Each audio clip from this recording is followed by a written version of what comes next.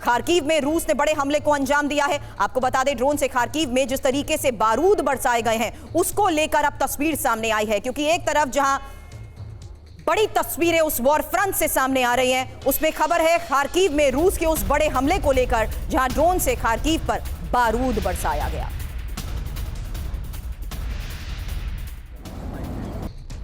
आपको बता दूं, मेरे दो सहयोगी मनीष झा के साथ साथ सुमित चौधरी इस वक्त स्टूडियो में मौजूद है मेरे साथ, और ये दोनों इस पूरे एरिया से वाकिफ हैं। वो जानते हैं कि आखिर रूस और यूक्रेन की युद्ध भूमि में किस तरीके से अलग अलग जगहों को टारगेट किया जाता है, तो उसकी स्ट्रैटेजिकल इंपॉर्टेंस क्या होती है। आपको बता दूं, खार्किव पर हमले की तस्वीर तो मैंने आपको दिखाई, लेकिन यही खार्किव यूक्रेन के लिए इतना अहम क्यों है, इस पर सवाल करने से पहले इंफॉर्मेशन, क्योंकि खार्किव रूस के लिए बहुत अहम है। ये रूस से बिल्कुल सटा हुआ यूक्रेनी इलाका है। खार्किव की जंग में दोनों पक्षों को शय और मात मिलती रही है, और इस वक्त खार्किव में भीषण जंग भी जारी है। डिटेल इनपुट आपके सामने, जहां जानिए किस तरीके से खार्किव की जंग, ज़ेलेंस्की को टेंशन, क्योंकि खार्किव में यूक्रेन की हालत बहुत खराब हो चुकी है। किसी भी पल खार्किव हाथ से निकल सकता है, और रूसी आर्टिलरी खार्किव में जिस तरीके से हावी हो रहे हैं मनीष, इस वक्त सवाल आपसे करूंगी इसको लेकर, क्योंकि रूसी टैंक ब्रिगेड तेजी से यहां आगे बढ़ रही है। रूसी मिसाइलों से सैन्य टुकड़ी को भी जिस तरीके से कवर दिया जा रहा है, उसको लेकर भी बड़े दावे किए जा रहे हैं। मायने फिलहाल समझ लीजिए खार्किव के, क्योंकि खार्किव हारने से कीव की सुरक्षा खतरे में पड़ जाएगी, और रूसी सेना का कीव पहुंचना भी जाहिर सी बात है आसान हो जाएगा। मनीष। बिल्कुल, देखिए, सबसे बड़ी बात यह है कि रूस और यूक्रेन की सीमा पर अगर एक तरफ रूसी शहर बेलगोरोद है तो दूसरी तरफ यूक्रेन का शहर खार्किव है, और खार्किव से ही होकर यूक्रेनी सैनिक कुर्स्क के अंदर गए थे। इसी वजह से खार्किव पर कंट्रोल करना रूसी सेना का पिछले कुछ महीनों में एक सपना जैसा था। और दूसरी बात यह है कि अगर आप याद हो आपको कि फरवरी 2022 में जब ये जंग चली थी, तो सबसे पहले जहां से रूसी सेना पीछे हटी थी वो शहर खार्किव था। इसीलिए अब उन्हें लगता है कि अगर एक बार खार्किव पर नियंत्रण हो गया तो ना केवल कीव पर दबाव पड़ेगा, कीव तक पहुंचना आसान होगा। वहीं दूसरी तरफ अगर आप देखें तो जिन 4 प्रांतों को रूस ने अपने कब्जे में किया है, उसमें खेरसॉन और ज़पोरिजिया का बड़ा सा इलाका खार्किव के अंतर्गत है। तो खार्किव को हर हालत में अपने कब्जे में लाना रूस चाहता है। अब सबसे बड़ी बात है कि रूस नहीं चाहता था पहले कि अभी फिलहाल रूसी सेना आक्रमण करते हुए आगे दिखाई दे, लेकिन जब उन्हें यह लग रहा है कि यह जंग रुकने वाली नहीं है, तो उन्होंने अपनी सेना को कह दिया कि वो आगे बढ़ते जाएं और खार्किव को पूरी तरह से अपने नियंत्रण में ले लें। बिल्कुल, लेकिन अब इस बीच आपको बता दूं, air commodore retired Ashwinder Singh Bahal संरक्षा विश्लेषक के तौर पर स्टूडियो में मेरे साथ मौजूद है, और नेवल ऑफिसर रिटायर्ड डॉक्टर पीके घोष सर भी इस वक्त स्टूडियो में हमें कर चुके हैं ज्वाइन। दोनों से इसको लेकर भी करूं सवाल, उससे पहले तस्वीर, क्योंकि रूस का यूक्रेन पर जिस तरीके से बड़ा हमला हुआ है, ये आर्टिलरी अटैक में यूक्रेनी ठिकाने को ध्वस्त किए जाने की एक तस्वीर सामने आई है। पहले ये देखिए, रूस का यूक्रेन पर एक और बड़ा हमला। अब एक और ऐसी खबर जो पूरी दुनिया के लिए बहुत अहम है। रूस यूक्रेन युद्ध के लिए अगले 48 घंटे बहुत अहम है। 48 घंटे बाद अमेरिका सबसे बड़ा ऐलान करेगा। राष्ट्रपति ट्रंप अमेरिकी संसद को करेंगे संबोधित। अमेरिकी एक्शन पर ट्रंप जानकारी देंगे। तो फिलहाल जिस तरीके से पूरी दुनिया के सामने ज़ेलेंस्की के साथ साथ ट्रंप की बहस की तस्वीरें सामने आई, उसके बाद सैन्य मदद को लेकर भी बड़ा फैसला अमेरिका की तरफ से लिया जा चुका है। लेकिन अब आने वाले 48 घंटे बहुत महत्वपूर्ण है, क्योंकि अमेरिका करने वाला है एक बड़ा ऐलान। उसमें इंपॉर्टेंट है राष्ट्रपति ट्रंप का संसद में दिया जाने वाला संबोधन, क्योंकि अमेरिकी एक्शन पर ट्रंप जानकारी देंगे। हालांकि आपको बता दें, अमेरिका से पूरी दुनिया के लिए अलर्ट है। डोनाल्ड ट्रंप के मन में क्या चल रहा है ये कोई नहीं जानता, बस अंदाजा ही लगाया जा सकता है। और 48 घंटे बाद डोनाल्ड ट्रंप एक संदेश देने जा रहे हैं। यह संदेश अमेरिका के लोगों के लिए होगा। इस संदेश को ऐतिहासिक संदेश माना जा रहा है। कहा यह भी जा रहा है कि इस संदेश के बाद पूरी दुनिया का इतिहास और भूगोल बदल सकता है। ज़ेलेंस्की के पक्ष में पूरा यूरोप लामबंद हो गया है। ज़ेलेंस्की को हथियार और पैसा दोनों दिया जा रहा है। यूरोप की सामरिक चाल से पुतिन अलर्ट हो गए हैं, और इसी मोड़ पर पुतिन के ट्रंप से पुराने और मधुर रिश्ते काम आने वाले हैं। ऐसे में इस बात की आशंका बढ़ गई है कि वॉशिंगटन के व्हाइट हाउस में बैठकर डोनाल्ड ट्रंप ऐसा बटन दबाने वाले हैं जिससे यूक्रेन और यूरोप में तबाही आ सकती है। हालांकि यूरोप में रूस के खिलाफ नया मोर्चा खुलने के बाद अमेरिका में जिस तरीके से हलचल तेज है, यूरोप के खिलाफ अमेरिकी एक्शन पर वॉशिंगटन में क्या हलचल है, इसको लेकर करूंगी सवाल। उससे पहले 48 घंटे जिसका जिक्र किया, क्या ये 48 घंटे दुनिया पर बहुत बड़ा खतरा है? क्योंकि ट्रंप आज सीनियर ऑफिसर्स के साथ बड़ी बैठक करने वाले हैं। बैठक में ज़ेलेंस्की के खिलाफ एक्शन लिया जा सकता है और इसी बैठक में यूक्रेन के खिलाफ कड़े प्रतिबंध भी लग सकते हैं। हालांकि यूक्रेन पर प्रतिबंध लगे तो युद्ध पर इसका जाहिर सी बात है सीधा असर पड़ेगा। 48 घंटे बाद ट्रंप अमेरिकी जनता के सामने ऐलान भी करेंगे। ट्रंप ज़ेलेंस्की नेटो के खिलाफ अपना फैसला अमेरिकी जनता को सुनाने वाले हैं। क्विक अपडेट सुमित आपसे, क्योंकि सुमित कल आप ही ने सबसे पहले यह बताया था कि किस तरीके से इस बहस के दुनिया के सामने आने के बाद सैन्य मदद पर रोक को लेकर बड़ा फैसला और बड़े एक्शन की तैयारी। देखिए बिल्कुल, अब यह आज डोनाल्ड ट्रंप की अपने सीनियर अधिकारियों के साथ बातचीत होगी, लगातार एक बड़ी मीटिंग रखी जा रही है, लेकिन इसका मकसद सिर्फ और सिर्फ आप मिलिट्री एड या फिर आप इकोनॉमिक सैंक्शंस लगाना नहीं होगा या इकोनॉमिक मदद रोकना नहीं होगा। इसका मकसद होगा और बड़े कदम उठाना और कठोर कदम उठाना, जिसका सबसे बड़ी बात कही जा रही है कि अगर ज़ेलेंस्की के खिलाफ क्रिमिनल प्रोसीडिंग्स चलाई जा सके, क्योंकि लगातार जो अमेरिकी मदद दी गई थी उसमें उसके मिसयूज को लेकर भी डोनाल्ड ट्रंप और आपको याद होगा कि एलन मस्क भी कह सकते हैं कि उसका रिव्यू किया जा रहा है, उसकी जांच परख की जा रही है। तो ऐसे में कई पहलुओं को लेकर अमेरिका अब दिख रहा है कि वो ज़ेलेंस्की को घेरना चाहता है, वो ज़ेलेंस्की को दबाव में लाना चाहता है, और वो इसलिए भी क्योंकि दुनिया के सामने दिखा सके। देखिए अमेरिका ने पूरी कोशिश की 3 साल में लगातार जंग में मदद करने की, और अब अमेरिका ही कोशिश कर रहा है जंग को रोकने की, लेकिन ज़ेलेंस्की के अपने इंडिविजुअल जो गोल्स हैं उसमें लगातार जो उनके बेनिफिट है उसके चलते वो इस जंग को आगे बढ़ाना चाहते हैं, और यही वजह है कि अमेरिका दबाव अब लगातार ज़ेलेंस्की पर बढ़ाता रहेगा। इन शॉर्ट बहल सर, सवाल यही करूंगी कि आप पूरी तरीके से अब ये ज़ेलेंस्की के लिए वल्नरेबल सिचुएशन होने वाली है।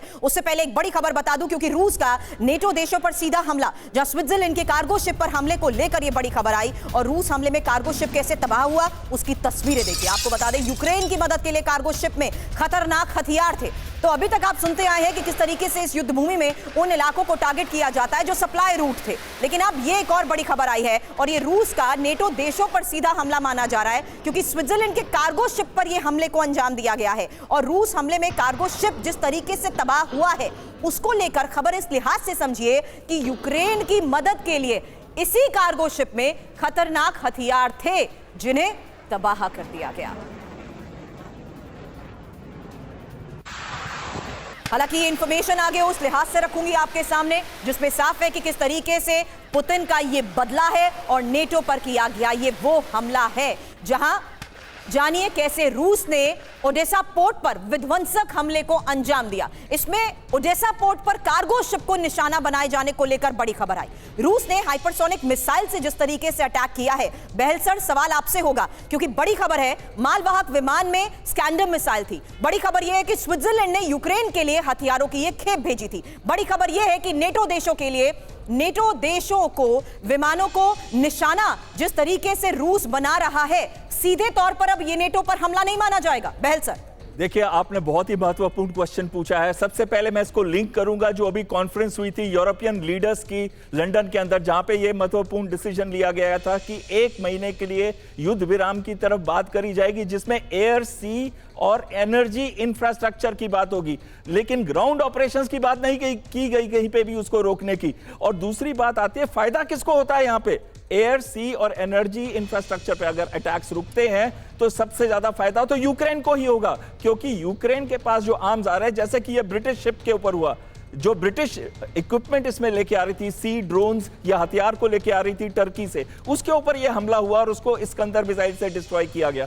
तो अगर ये अटैक किया गया है क्योंकि ये सपोर्ट कर रहा है इनके वॉर एफर्ट पे, तो ये लेजिटिमेट टारगेट है, और इसके लिए ये नहीं कहा जा सकता कि इन्होंने नाटो के ऊपर अटैक किया। इन्होंने उसके ऊपर अटैक किया है जो इनको सपोर्ट दे रहा था युद्ध इक्विपमेंट के साथ। लेकिन ये भी यहां पे कहूंगा दूसरी बड़ी अहम चीज आती है कि अभी तक जो मैक्सिमम एड दी जा रही है, 430 बिलियन डॉलर की जो कमिट हुई है, उसमें से सबसे ज्यादा 128 बिलियन डॉलर तो यूएस दे रहा था।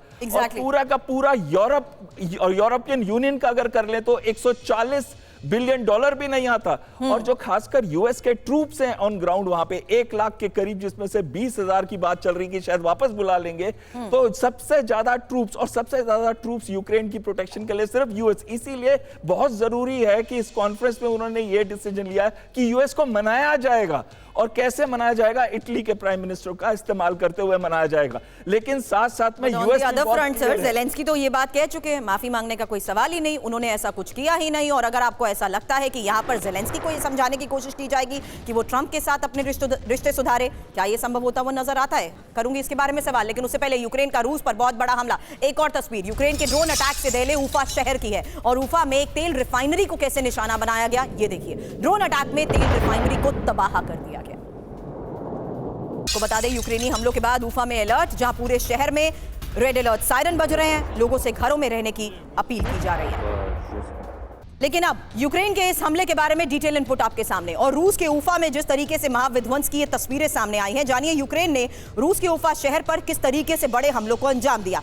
यूक्रेन की ड्रोन ब्रिगेड ने यहां तेल रिफाइनरी को टारगेट किया है। उफा में ही उम्फिस्की तेल रिफाइनरी को निशाना बनाया गया है। ताबड़तोड़ ड्रोन हमलों में रूस की तेल रिफाइनरी कैसे तबाह हुई उसकी तस्वीर हमने आपको दिखाई। ड्रोन हमलों के बाद पूरे इलाके में भीषण आग की तस्वीरें सामने आई। यूक्रेन के ड्रोन अटैक से खौफ में लोग, शहर के लोग जिस तरीके से हैं। घोष सर, ये किस स्ट्रैटेजी के तहत इस वक्त यूक्रेन फिलहाल इन अलग अलग लोकेशंस पर हमलों को अंजाम दे रहा है? क्योंकि सवाल आपसे उस आधार पर भी मैं करना चाहती हूं, जहां आने वाले 48 घंटे में ट्रंप के ये फैसले ज़ेलेंस्की के लिए बहुत वल्नरेबल सिचुएशन क्रिएट करने वाले हैं। जी हाँ, ये जो उनका स्टेट ऑफ यूनियन एड्रेस होगा ये बहुत ही अहम होगा, क्योंकि एक तरफ अगर ट्रंप यूक्रेन को एकदम सहायता करने से मना कर दें तो फिर मतलब यूक्रेन का समझ लीजिए बहुत मुश्किल होगा।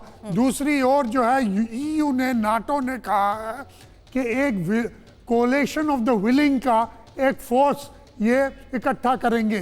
ये कोई नई बात नहीं है। उन्होंने फ्रांस और यूके ने पहले भी कहा था कि एक कॉन्टिजेंसी फोर्स जो 20 या 30 हज़ार का होगा वो यूक्रेन में उन्हें स्टेशन करेंगे पीस अकॉर्ड के बाद। लेकिन ट्रंप पहले तो मान गए थे ये, लेकिन बाद में उन्होंने इसका मानने का इनकार कर दिया है। तीसरी बात ये है कि अगर ये एक फोर्स आता है तो यूक्रेन जो गारंटी, सिक्योरिटी गारंटी की बार बार बात कर रहा है, ये सामने आ जाएगा और ये सही हो जाएगा।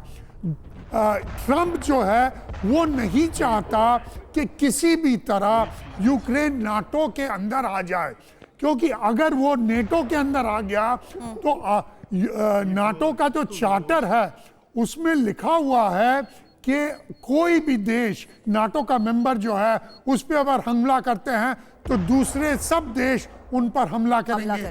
यानी कि रूस और यूएस का डायरेक्ट अटैक भिड़ जाएगा। तो ये सब बातें ट्रंप के अंदर ये बातें हो रही हैं। लोग ज़्यादातर ये सोच रहे हैं कि ट्रंप ने ज़ेलेंस्की का दुर्व्यवहार किया, लेकिन इसके पीछे भी कई बातें हैं जो सामने नहीं आ रही हैं। अब ट्रंप मेरे ख्याल में सीधा कह देगा कि यूक्रेन नाटो में नहीं ज्वाइन कर सकता और जो भी सहायता होगा वो नहीं देगा। ट्रंप ज़ेलेंस्की विवाद के बाद अमेरिका बड़ा फैसला कर सकता है, जिसकी लगातार हम स्टूडियो में चर्चा भी कर रहे हैं। यूरोप से अपने सैनिक वापस बुलाएगा अमेरिका। 20,000 सैनिकों को वापस अमेरिका बुला सकता है, और अमेरिकी मीडिया की इस रिपोर्ट के आधार पर फिलहाल इस दावे को लेकर क्या बड़ी खबर सामने आ रही है, यही इंफॉर्मेशन आगे आपके सामने होगी। क्योंकि यूरोप से 20,000 सैनिकों को वापस बुलाने का मतलब होगा क्या?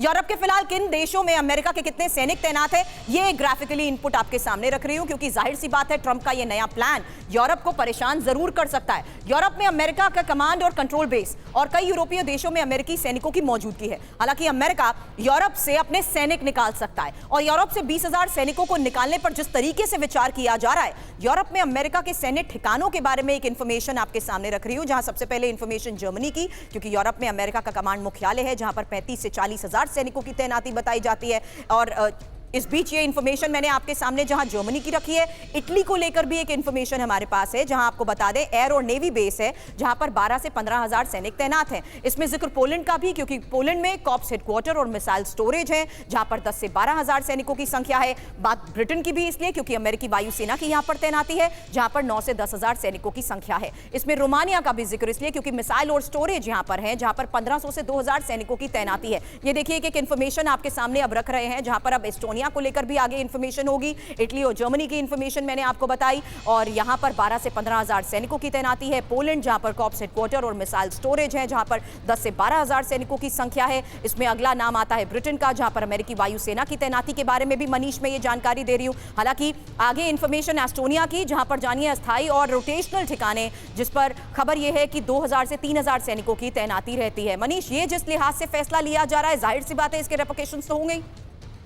देखिए, इसमें कोई दो राय नहीं कि आज की तारीख में यूरोप में अमेरिकी सेना की एक अच्छी खासी आबादी है और अच्छी खासी मौजूदगी है। खास करके अगर आप देखें तो जर्मनी के रेमस्टीन बेस पर 30 से 40 हजार के करीब सैनिक हैं। वहीं एवियानो एयरबेस इटली में बड़ी मात्रा में उनके एयरफोर्स के लोग मौजूद हैं। और अभी जो कुछ दिनों का प्लान था, उनका कुछ महीनों का प्लान था, वहां पर नॉर्वे, स्वीडन, फिनलैंड जैसे देशों में भी अमेरिका अपने परमाणु हथियार तक को रखने की बात कर रहा था। लेकिन अचानक वहां से विड्रॉ करने से ऐसा लग रहा है कि रूस को कंफ्यूज करने की कोशिश की जा रही है। अमेरिका के कुछ सैनिक वापस आ जाएंगे, रूस को लगेगा अच्छा अमेरिका पार्टिसिपेट नहीं करेगा।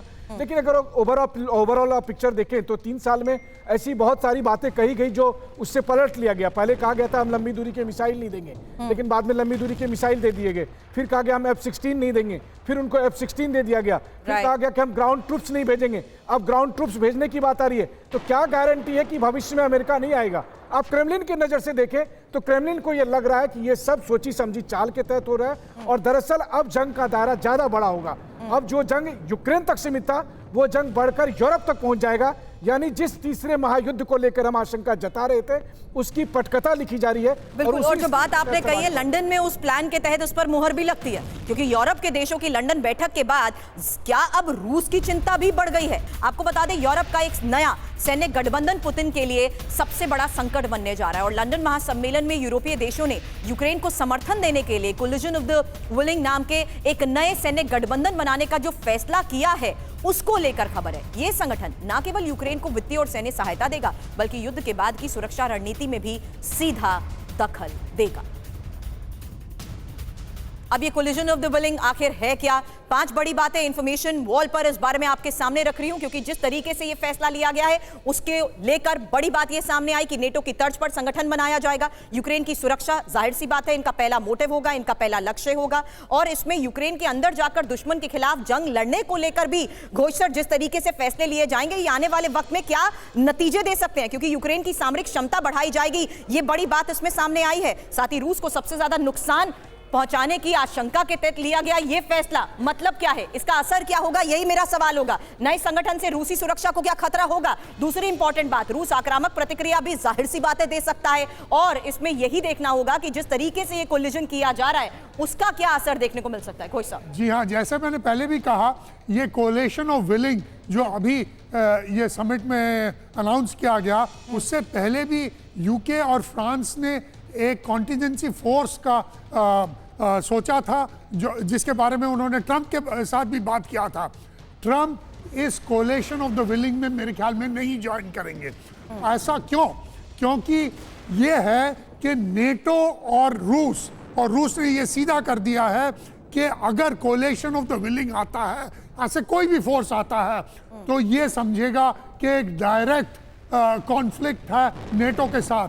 मुझे पता नहीं ये नेटो ये सह पाएगा कि नहीं कि एक डायरेक्ट कॉन्फ्लिक्ट रूस के साथ। इसमें क्या होगा समझिए, जैसे मैं इसको लिंक करता हूं कि पहले ही अमेरिका ने सोचा है कि 20 से 30 हजार सैनिक यूरोप से हटा देंगे।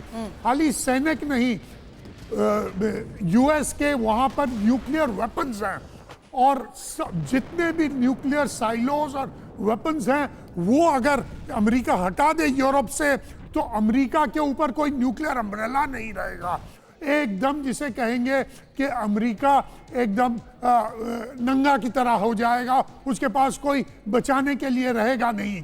तो ये कोलिशन ऑफ द विलिंग जो है, ये बहुत ही मेरे ख्याल में डाइसी मूव है, बहुत ही मतलब टर्बुलेंट मूव है, जो ये, क्योंकि अगर आप यूक्रेन के अंदर सीधे अपने सैनिकों को भेजते हैं तो जाहिर सी बात है उसी युद्ध भूमि में उतरे आपके सैनिक सीधे रूस के टारगेट पर भी होंगे। रूस के लिए सीधी सुरक्षा चुनौती, नेटो की सैन्य मौजूदगी रूस की सीमाओं तक पहुंच जाएंगी और रूस और नेटो देशों के बीच सीधी जंग की शुरुआत को लेकर जिस तरीके से ये एक्सक्लेमेशन बेल सर हमने लगाया है, इसको जरा आप समझा दीजिएगा, क्योंकि यूरोप की स्थिरता प्रभावित हो सकती है और यूक्रेन की सुरक्षा पहले से मजबूत होगी। रूस यूरोप के बीच शीत युद्ध जैसी स्थिति। हालांकि एक और इंफॉर्मेशन, रूस की प्रतिक्रिया क्या होगी इसको लेकर भी जानना जरूरी है, क्योंकि अपनी सैन्य मौजूदगी रूस जाहिर सी बात है बढ़ा सकता है। चीन, ईरान और उत्तर कोरिया के साथ सैन्य गठबंधन भी संभव है।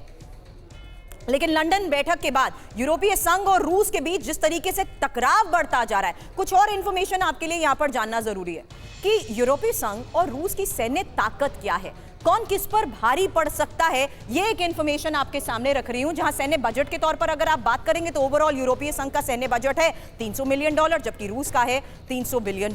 नहीं, ये इंफॉर्मेशन हमें करेक्ट करनी होगी कि आखिर किस तरीके से ये सैन्य बजट को लेकर आ रही है, क्योंकि $86 बिलियन है। ये कुछ करेक्शन इसमें करने की जरूरत है। लेकिन Bahal sir, your response on this. या सबसे पहले कहूंगा, जो कोलिशन ऑफ द विलिंग है उसके अंदर सारे कंट्रीज नाटो के नहीं है। जैसे कि हंगरी के प्राइम मिनिस्टर ने कहा कि ये युद्ध की तरफ बढ़ रहा है, ना कि पीस की तरफ बढ़ रहा है, तो कहीं ना कहीं उनके अंदर भी फ्रैक्चर्स हैं यूरोप के अंदर। दूसरी चीज आती है कि number of troops on ground, boots on ground होना बहुत जरूरी है। लेकिन बूट्स ऑन ग्राउंड कौन देगा? पूरा यूरोप की जो ताकत है वो है 15 लाख के करीब, लेकिन उनको अपने देश के लिए भी चाहिए और यूक्रेन के लिए भी चाहिए, तो कितने वो स्पेयर कर पाएंगे? और अमेरिका जो इस समय 1 लाख के करीब बूट्स ऑन ग्राउंड है, वो बढ़ा सकता है 3 लाख तक। लेकिन अमेरिका को ये जरूरी होगा कि अमेरिकन अपनी फोर्सेस को कम करता रहे ताकि जेलेंस्की के ऊपर प्रेशर पड़े। और जो जेलेंस्की कह रहा है कि हमको नाटो में ज्वाइन करो तो मैं इस्तीफा दे दूंगा, ये पूरा युद्ध ही शुरू हुआ है कि जेलेंस्की नाटो में जाना चाहता था। अगर वो ये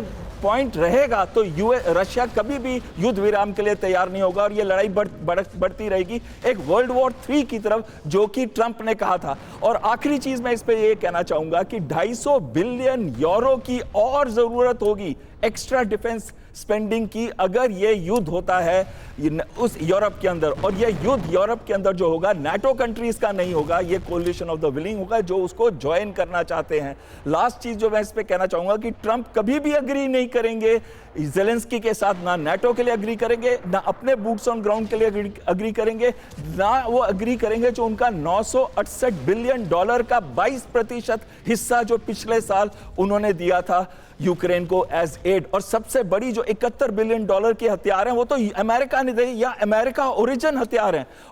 और जो इसमें एक बहुत महत्वपूर्ण चीज आती है कि इसको कमांड एंड कंट्रोल कौन करेगा अगर यूएस नहीं है, क्योंकि अभी तक यूएस के जनरल्स कमांड एंड कंट्रोल कर रहे थे, और अगर इसको कोई यूरोप का करेगा, इतनी सारी सेनाओं को कंट्रोल करना और कमांड में लाना और उनको एक जगह कोऑर्डिनेट करके ऑपरेट करना बहुत ही मुश्किल होगा। एक मुश्किल ये भी है सर, क्योंकि यूरोप की ये चेतावनी को लेकर खबर आई है जहां उन्होंने खुद कहा कि रूस से मुकाबला आसान ही नहीं है। पुतिन के खिलाफ यूरोप के पास पर्याप्त हथियार नहीं और यूरोप को 1000 और परमाणु हथियारों की जरूरत है। रूस के पास 1500 से ज्यादा परमाणु मिसाइल। पुतिन के खिलाफ जिस तरीके से ये रणनीति बन रही है और पुतिन के खिलाफ जेलेंस्की को मिल रहा ये यूरोप सपोर्ट कितना कारगर साबित हो सकता है, इसको लेकर अभी तक हमने चर्चा की है। लेकिन पुतिन के खिलाफ यूरोप का ये एंड प्लान जरा आपके सामने रख रही हूं, क्योंकि यूरोप को 1000 और परमाणु हथियारों की जरूरत है। रूस के पास अभी 1500 से ज्यादा परमाणु मिसाइल हैं और फ्रांस और ब्रिटेन के पास कुल 450 न्यूक्लियर हथियार। अब जर्मन एक्सपर्ट मैक्सिमिलियन टेरहाले ने जिसको लेकर यह दावा किया है वही इंफॉर्मेशन आपके सामने है। ट्रंप का रूस से दुश्मनी को दोस्ती में बदलना गंभीर है। मायने क्या है? क्योंकि यूरोप को रूसी हमले का डर है और रूस से सीधी जंग आसान जाहिर सी बात है सुमित नहीं होगी। यहां पर यूएस सैनिकों की वापसी से जिस तरीके से दबाव बढ़ा है उसको लेकर अभी तक हम सुमित चर्चा करते आए हैं। लेकिन पुतिन और ट्रंप की नजदीकी भी तो यही सबसे बड़ा संकेत है कि नई परेशानी ला सकती है। सुमित, देखिए ये बात तो क्लियर है कि लगातार जेलेंस्की को पूरे यूरोप का साथ मिला, लेकिन पूरे यूरोप में हंगरी और कई ऐसी कंट्री है, जर्मनी भी खास तौर पर, जो इस बात में अभी भी बहुत पचोपेश में है कि आखिरकार जेलेंस्की की मदद अगर करेंगे तो उनकी इकोनॉमी का क्या हाल होगा। वहीं दूसरी तरफ ऐसा नहीं है कि व्लादिमीर पुतिन चुप बैठे हुए, लगातार व्लादिमीर पुतिन इसको लेकर एक डिप्लोमेटिक सर्कल्स भी तैयार कर रहे हैं। पुतिन ने, आपको याद होगा, राष्ट्रपति बनने के साथ ही कई महत्वपूर्ण दौरे किए थे, जिसमें उन्होंने वियतनाम का दौरा किया, उन्होंने चीन का दौरा किया।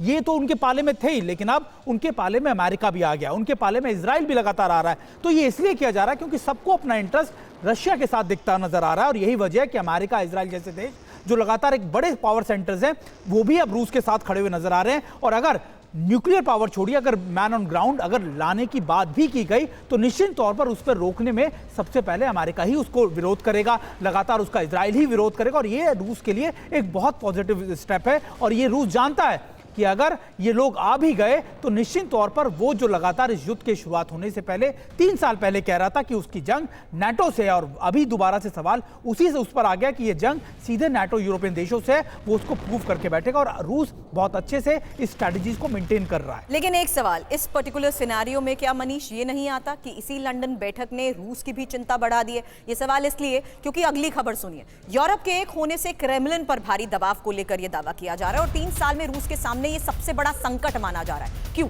यूरोपीय देशों के गठबंधन से क्या पुतिन परेशान है? यूरोपीय देशों के एक होने से रूस और यूरोप जंग के बड़े आसार को लेकर तो हम अभी तक चर्चा करते आए हैं, लेकिन अब एक और इंफॉर्मेशन आपके सामने रख रही हूं, और ये सवाल आगे मनीष आपसे यूरोप की उस रणनीति को लेकर करूंगी जहां लंदन में यूरोपीय देशों की बैठक के बाद रूस की चिंता क्या बढ़ गई है, क्योंकि यूरोपीय देशों की ओर से यूक्रेन को समर्थन के ऐलान के बाद से ही रूस के सामने क्या चुनौतियां हैं ये समझना जरूरी है।